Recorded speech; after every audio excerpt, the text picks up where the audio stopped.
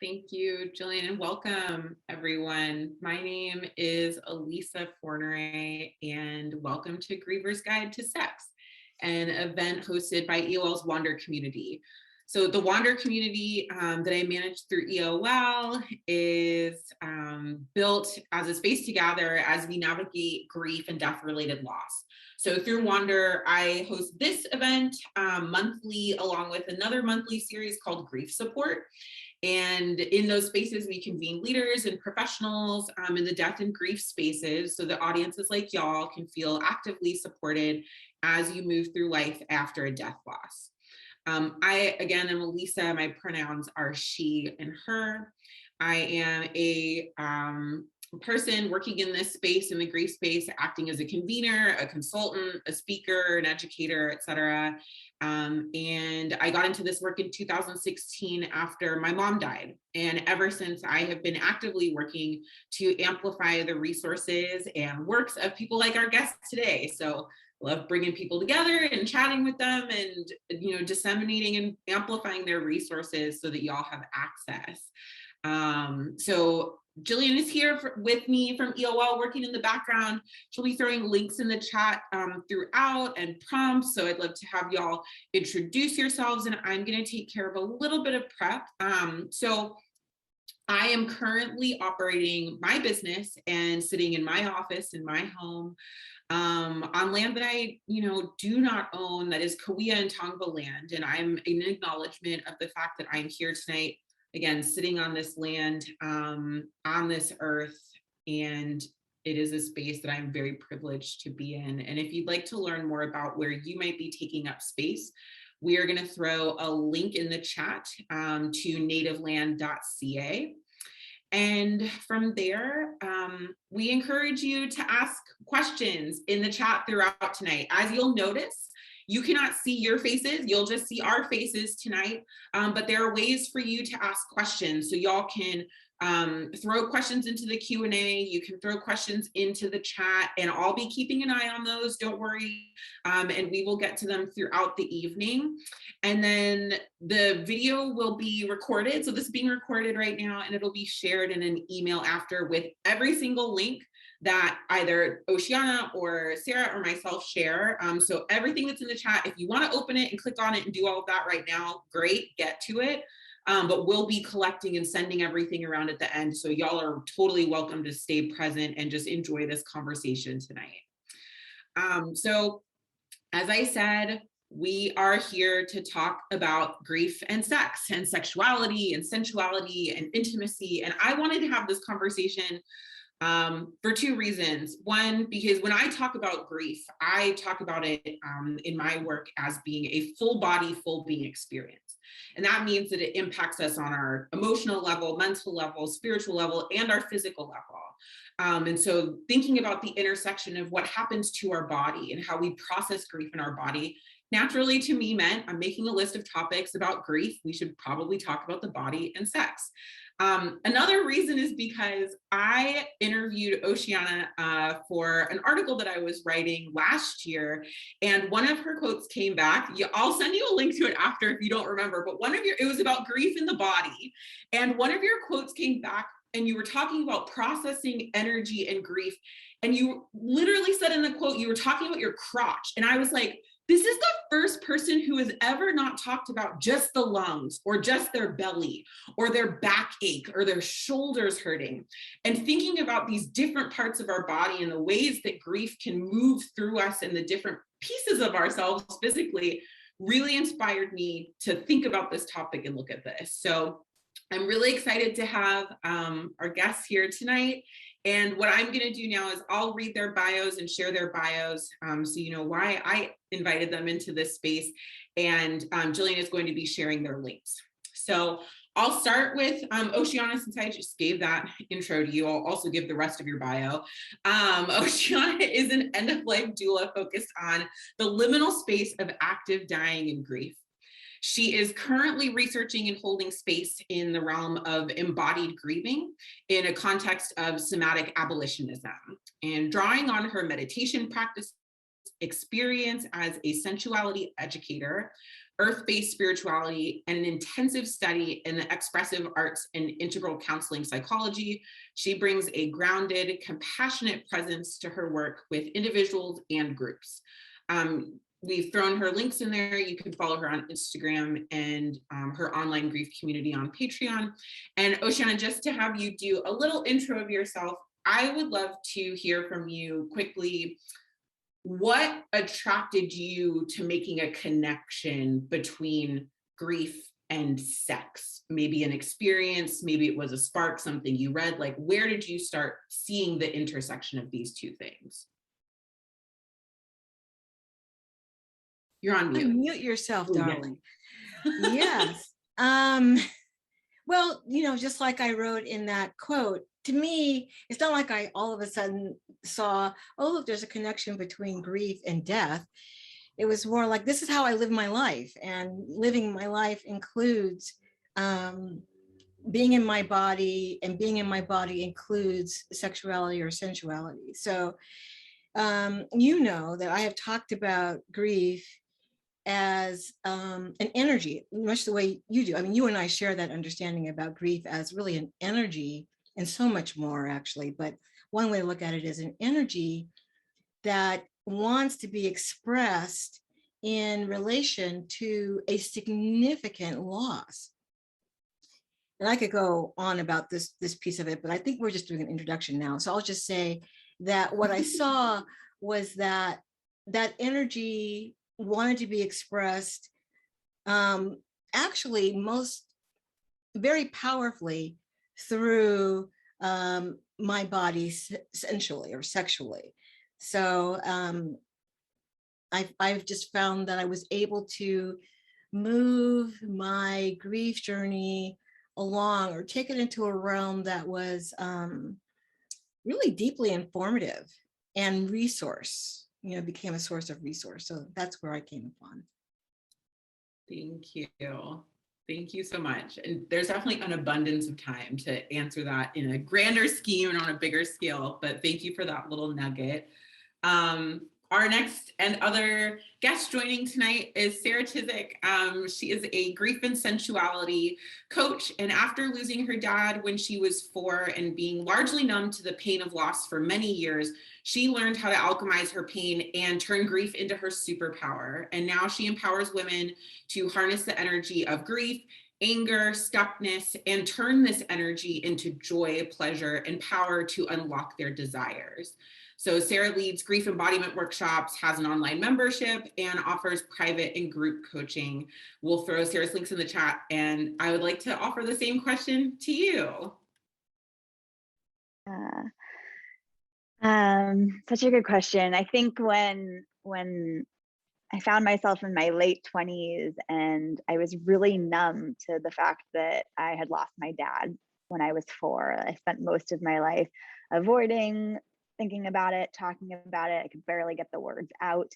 And it wasn't until I looked directly into that pain in my heart and my body, and that I was able to unlock this like piled unattended grief. And I did that through embodiment work. So a lot of inspiration from our friend Mama Gina, who we were talking about a moment ago, and her process of just feeling it all and screaming and howling and weeping and crying and really getting into the body when it comes to grief. And as soon as I did that, I really came to realize that there was like such an unlock in my sexuality and sensuality.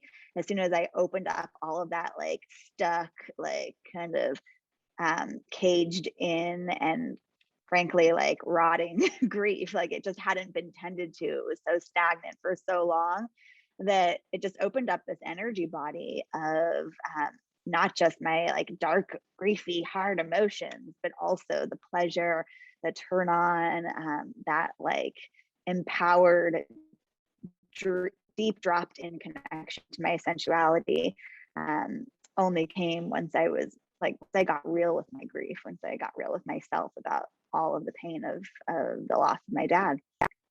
that's kind of how we landed here.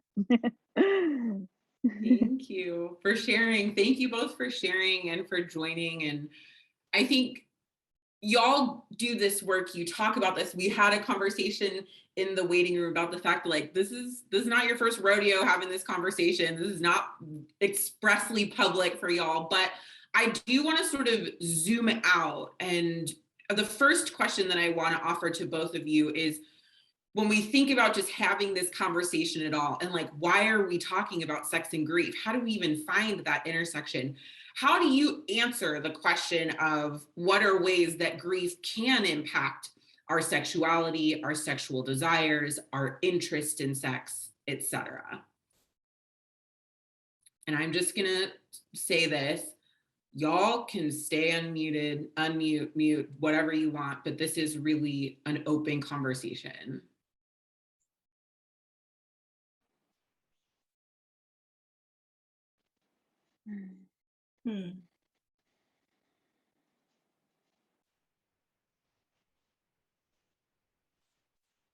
Go ahead, Sarah.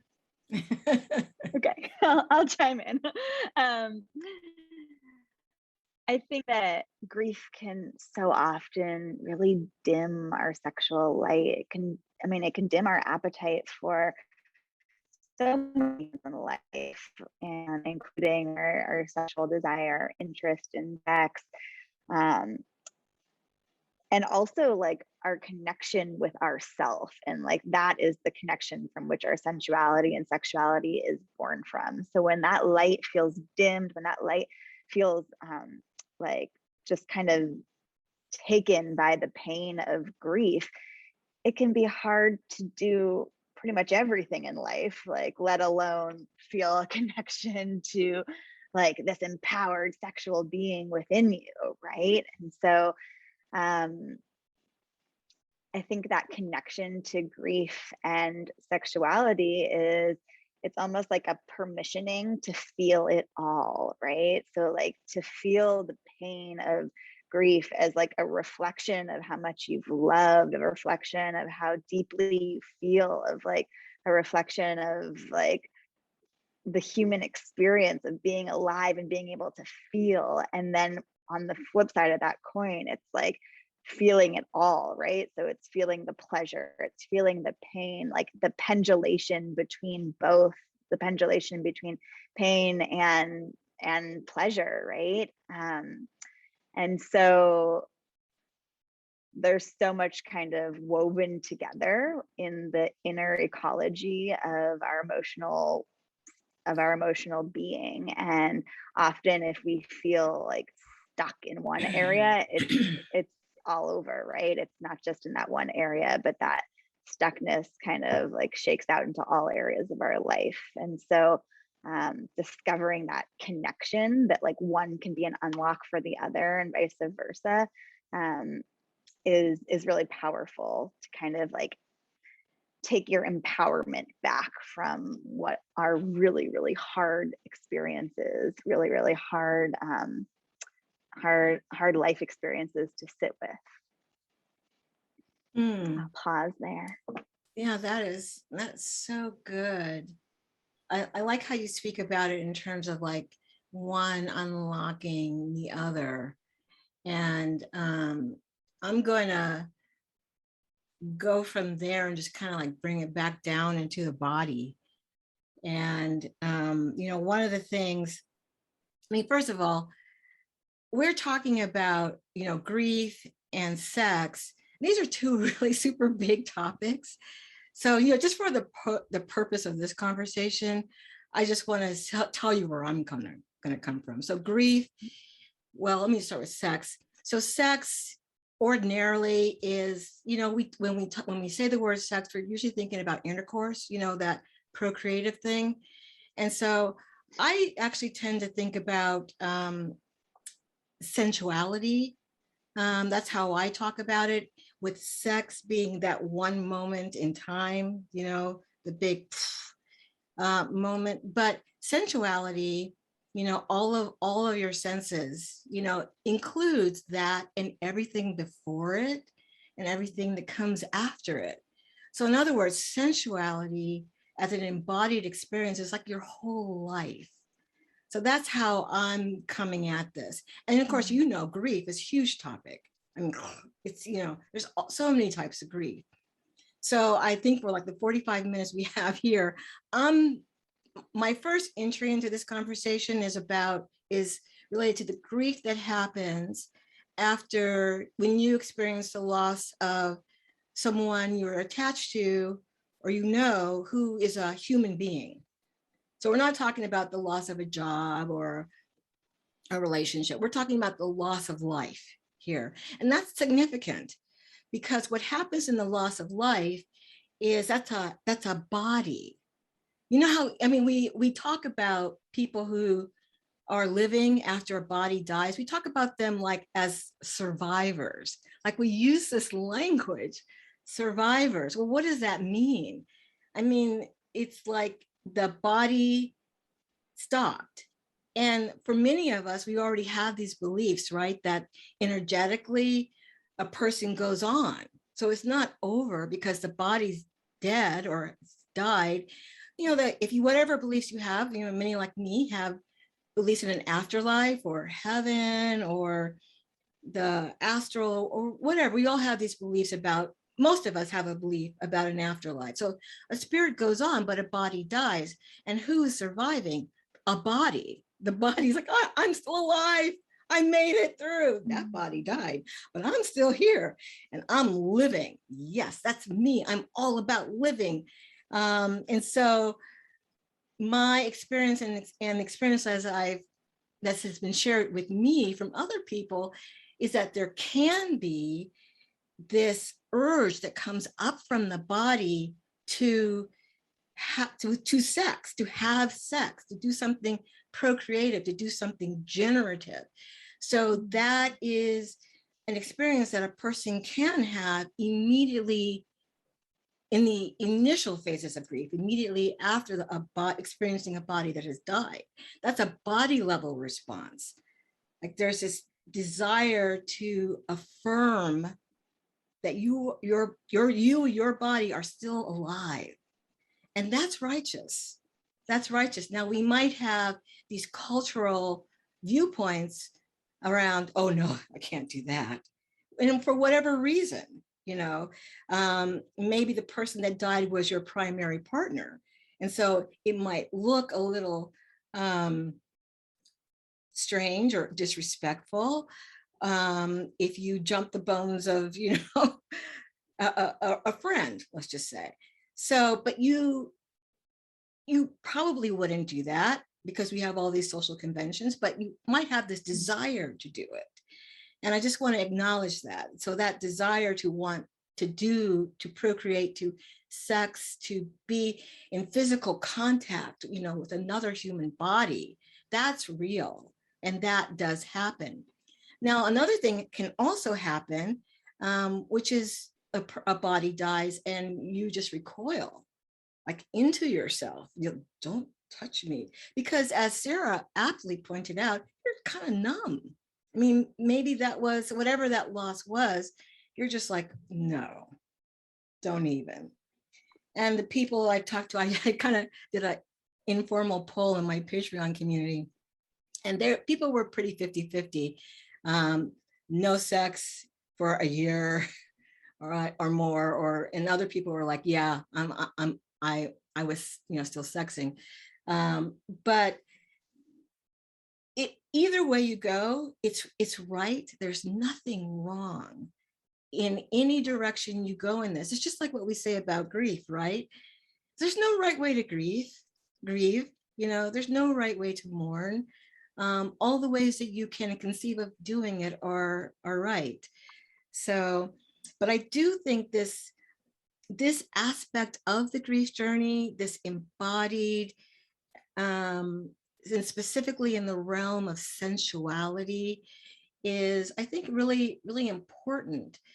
In that, if you, after a long period of being numb, one way to kind of like come back into the land of the living can be some sensual contact. Now, when I say that phrase, I don't necessarily mean the act of sex. I'm talking about sensuality, a sensual experience, which could be taking a warm bath. It could be, touching yourself. It could be dancing to music. It could be eating a mango, an overripe mango. It's so many things that can ignite your senses. And what I discovered is that if you just go in any of those directions, any of those, pick any of those senses, go in those directions, just for the sake of it, with no goal, none. But if you go in those directions, I have invariably contacted, as Sarah pointed out, a place of unexamined grief. Like, oh, I didn't know that was there, and that's, us here in this webinar, we're just like grief geeks, right? Like, we're like, oh, exciting. I found some more grief I didn't know about. Yeah, let's go. So aside from being a grief geek like us, it could just be something you touch into, like, oh, that's there. You don't have to like dive deep into it like I would. You could just continue on with your sensual journey and make a note and come back to it later. Because even coming back to it later, whether you address it later or in the moment, what's actually true is that you are now resourced. Okay, you've gotten some good feeling going. You've been in touch with your aliveness, your connection to the earth, your connection to your body, to life, to people. And that's a great place from which to dive in to those big losses. And I'll stop there. I could listen to y'all talk about this forever. And I think, like we just saw in the chat, the context of sensuality being separated from just the concept of the act of sex and like actually enacting the act of sex is really helpful context. And I kind of want to play with that a little bit right. in thinking about pleasure and physical, emotional, sexual, etc. pleasure. And I wrote to y'all before this, we're conditioned to believe, and I know, Sarah, I was reading about this on your website, but we're conditioned to believe that our pleasure isn't something that we just get, that we're just inherently allowed to experience, but rather it's something we have to like earn or find time for or find space for. And so I'm curious for both of you what your take is, and having you expand a little bit based on what you both just said on how this relates to the pressure to not feel anything or to feel good or to feel pleasure when we're grieving. I think this comes up a lot, like, oh, my mom died. Am I allowed to smile? Am I allowed to laugh? In this case, have an orgasm, feel my body feeling really good. Like, where does that come from? How do y'all think about that? I'm really, really curious about that relationship between grief and allowances and pleasure and allowances. So good.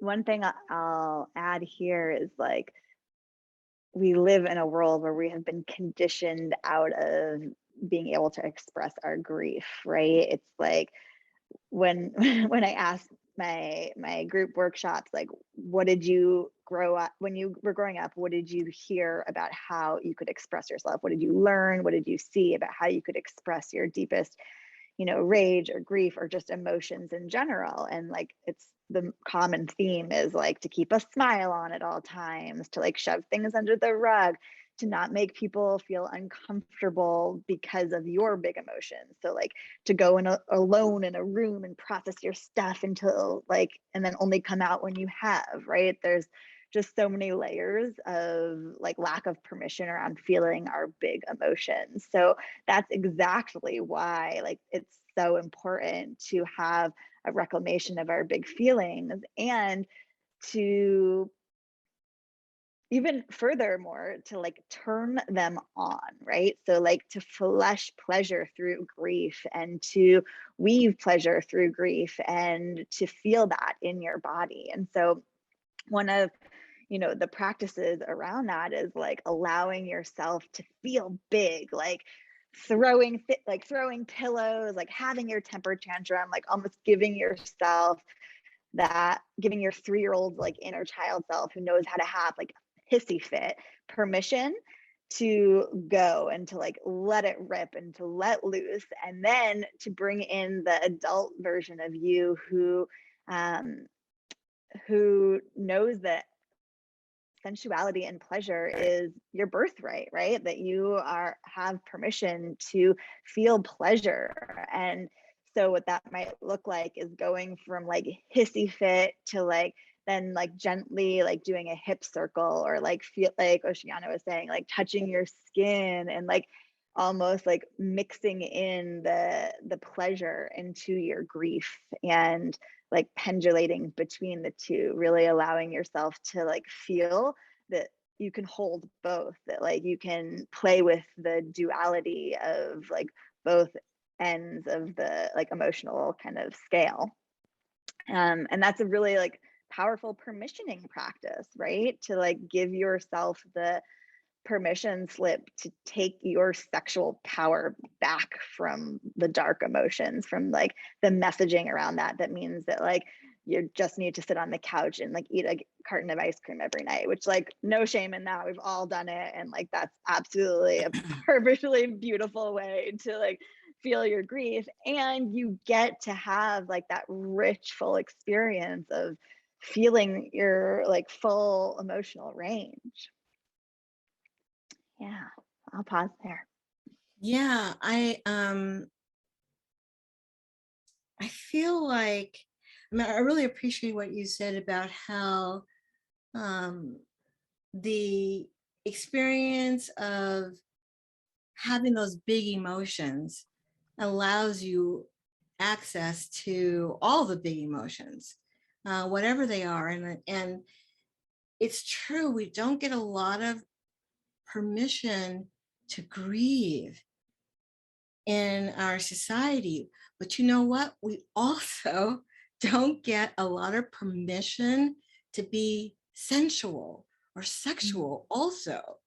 So in a way, these two things intersect at the level of taboo almost. Like, Yes. please don't put that in my face. You just do that behind some closed doors and keep it, you know, all buttoned up and nice and neat. And for God's sake, don't let anything leak out. You know, no crying, no lubricating anywhere, none of that, you know, just, ugh, you know, get that in there. And, you know, that's, you know, our puritanical, so, you know, beginnings of life in this country anyway. So that, there you go. But as you were talking, one of the things that occurred to me was how good a big, old, fat sob fest feels. I mean, there is something really real, really sensual, that really feels good about a sob fest. Nobody can hear you. No one's around. You just fall in to all the tears, all the wailing, I had a friend who, after their husband died, cried every single day. And, you know, they lived in a community. So that was, you know, for them to cry, they had to go out. Sometimes they had to go outside to have that space, that aloneness, and cry. They cried in the rain. You know, so, which is also really sensual, right? This like, this I just have this memory when, after my mom died, of just letting it rip, just all the tears, and the snot was flowing. I was sweating. It was great. And before I knew it, I was like moving this moisture around my body. Like, this is like rain, this is water, this is cleansing. And this idea that tears, crying, and these big emotions can be cleansing is also the same experience we have in orgasm, right? I mean, you have these, you can, who hasn't cried, you know, in the middle of a good orgasm? Okay, maybe you haven't, but I have. Looks like Sarah has. Yeah. So, you know, this, the way that the body already knows how to release this big energy, release these emotions. So if you're trying to get past your conditioning, you know, about keeping it all buttoned up, then one place you can look is you can, for just a moment, and in whatever environment feels safe to you, just experiment with this, following your body. You can notice, what do you feel? Where is that feeling? And does it involve your crotch? You know, that's fair, a fair area too, fair game too. And you can just notice where that energy wants to move, how it wants to be expressed, that feels good to you in that moment. So it could be, you know, breath work. I've used that tool. That feels really good, to take big breaths usually. And that's another experience you have in a sensual encounter, is taking these big full breaths. So breathing deeply, you know, doing some pranayama is a way for me to come into my body, into that experience of grief, and have it feel good. And you can connect it in your own head, like, oh, this feels so good, this deep breathing. And what does this remind me of? Oh, yeah.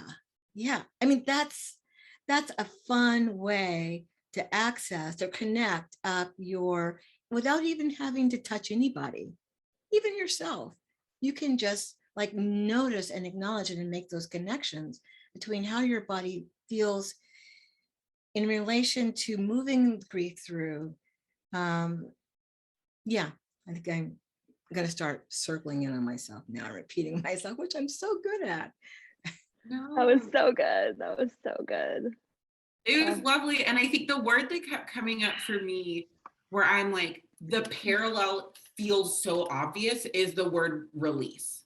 And it's, you know, my body can tell me, and it's something that I pay a lot of attention to, is like, and, you know, people will say, like, if you need to cry, let it out. Your body is telling you that you need to release something, and your mouth doesn't want to release it with words. Like, your heart doesn't want to release it with like being agitated. Like, really what it is your body needs to release tears and water. And in the same way, I see the parallels and really appreciate the parallels that y'all are drawing between the two, and how both can tap us into our body and allow us to listen to ourselves, in regardless of how grief is presenting. So thank you. There's two questions that have come up that I want to offer to y'all. What? I said, we're in question and answer, Q&A now already? Yes. Oh, no. Well, they're coming up.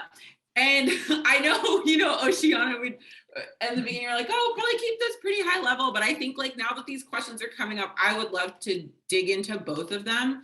We have about 10 more minutes. So the first one that came up, and then we'll answer the other one, is how do you push through the sensual aspect of discovery during grief towards reuniting with orgasm? Which I'm super curious about, because Oceana, so much of what you're talking about is that experience of sensuality that's much larger and wider. And then this more like narrow, and maybe that's just how I think about it, but the of an actual orgasm. So I'm super curious. So good. I've taught a whole course on this. Okay, let's see. So how do you, can you read the question again? Just how do you push through your, how do you push through the sensual aspect of discovery during grief towards reuniting with orgasm? Oh, wow. I honestly don't know how you could not. So, and I don't mean to be flip here. It's only in that if you're on the path of discovery sensually in your grief journey, you're on that path, as it seems like your question is implying. So you're discovering, you're looking, you're feeling, and if you just get out of the way you know, get your mind and your conditioning and the to-dos and how to do it right. If you get that out of the way, my experience is that your body will go there. You just have to follow it, you know, and one way to do that is just to keep allowing what feels good.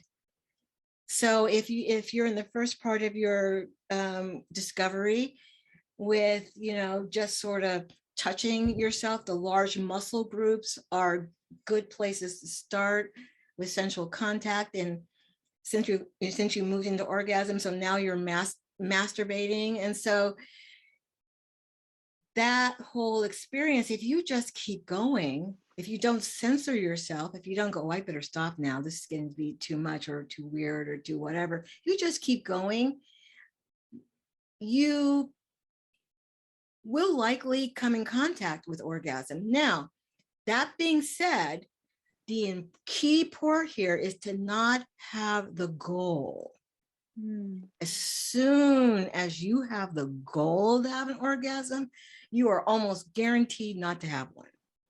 So that's not, and what's the point of that? You know, I haven't even started defining orgasm yet. I mean, the way most people think about orgasm is this, you know, this like, ha, ha, woo, you know, that's just like a pelvic sneeze in my world.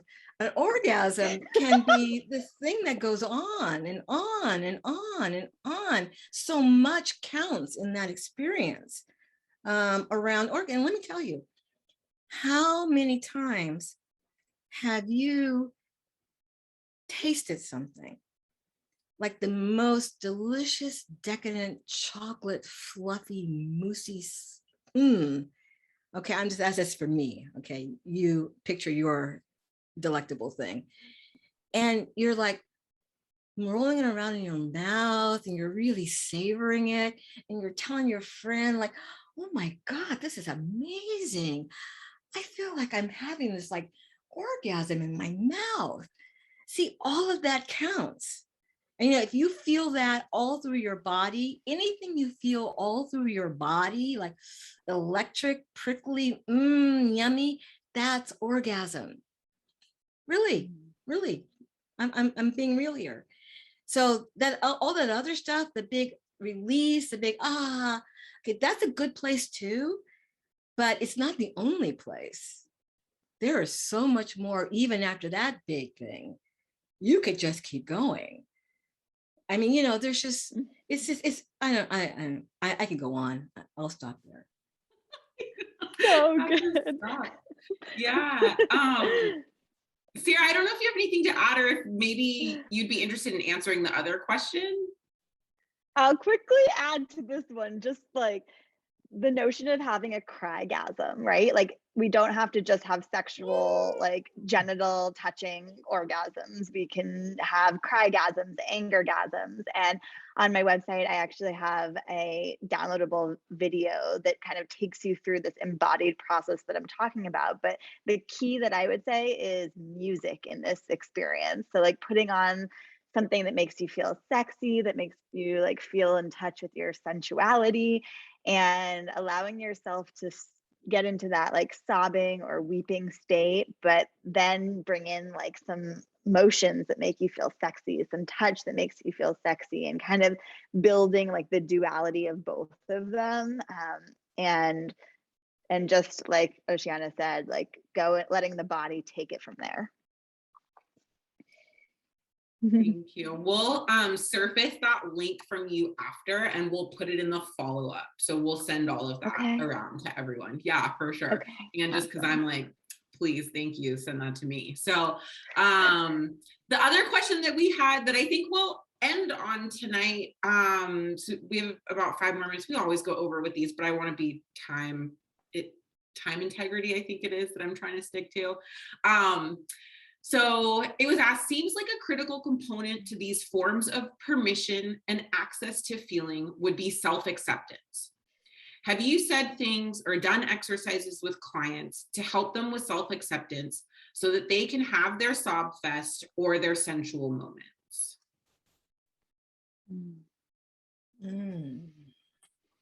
Yeah.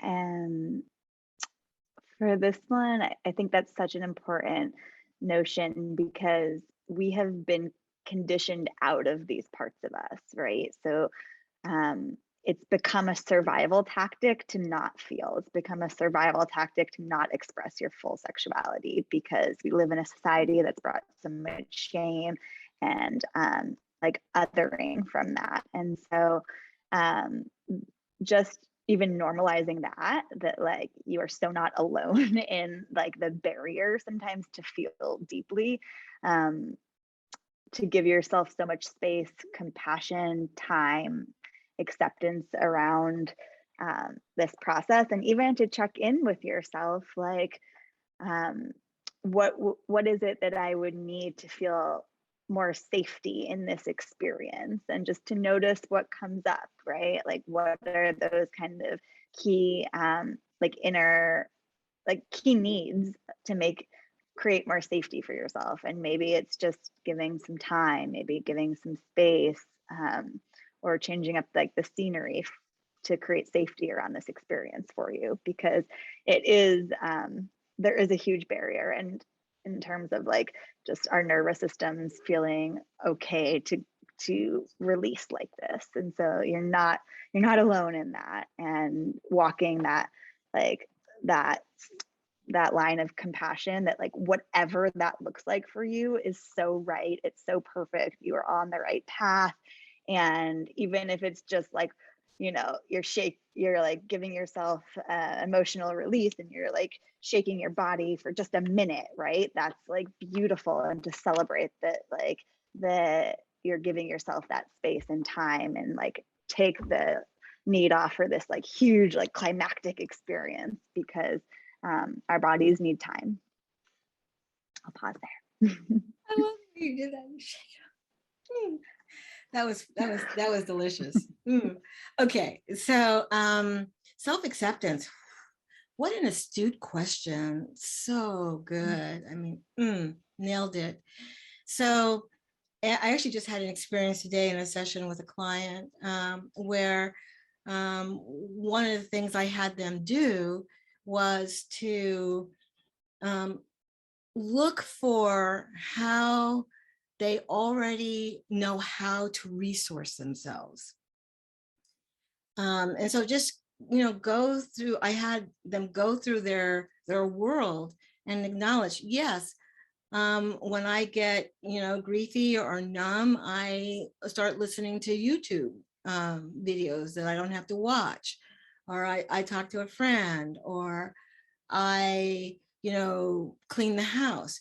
These were all activities that are resource for that person. So essentially, I had them look to see where they already know how to resource themselves. So in terms of sensuality, in kind of a similar vein, I've had students spend a few minutes in front of the mirror, naked. And you just find one thing that you really like about yourself, about your body, not yourself, I'm so smart, I'm this, I'm that, but actually something on your body, something physical that you really like. Mostly we stand in front of a mirror and we go, oh, shoot, that thing's out of place. And oh no, this, oh my, I'm gaining. Yeah. We mostly criticize ourselves in front of mirrors, but you can take the mirror back by simply standing in front of it and just naming one or two things. You can go more than that if you get on a roll. I mean, why not? But one or two things that you like, that look good to you, that are attractive to you.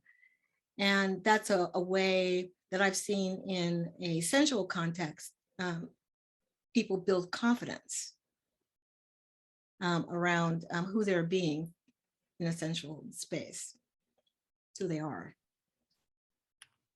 Thank you both for those offerings. After these conversations, I am pulling out pieces of the conversation and writing articles that'll be pushed through EOL. And I feel like it's really nice to have the big picture conversations and the defining and articulating, and also these really practical pieces that people can take away are really special too, because I think it makes this feel, and the concept of grief and sexuality, sensuality and sex feel accessible. It's like, here's a thing I can do. I can go stand in front of the mirror tonight. I can find a way to feel some self-acceptance and to start exploring. So I just want to thank you both for that. We have reached our time. As usual, I feel like we've been talking for 5 minutes, but as I said, we'll send around everyone's links. I'll get any links that we need from y'all to share after. And we're going to share some links in the chat right now. And I just want to say, yeah, thank you. Thank you to everyone who joined tonight in this conversation and was here and asking questions and present and encouraging. I also feel like tonight there was just a lot of yes, thank you. That resonates with me. I was like, yes, I'm glad people came, and this is like a really nice, this has been a really nice space. So thank you both. And thank you, Jillian, for working in the background to make sure that all the links got passed around and the music and all of the things. And yeah, I'll be back soon, and I'll be back next month with multiple events, and we'll share everything. So yeah, thank you. Thank you both very much for this conversation. Thank you. Thank you. This was fun. It was. All right. Have a good night, everyone. Bye. Bye.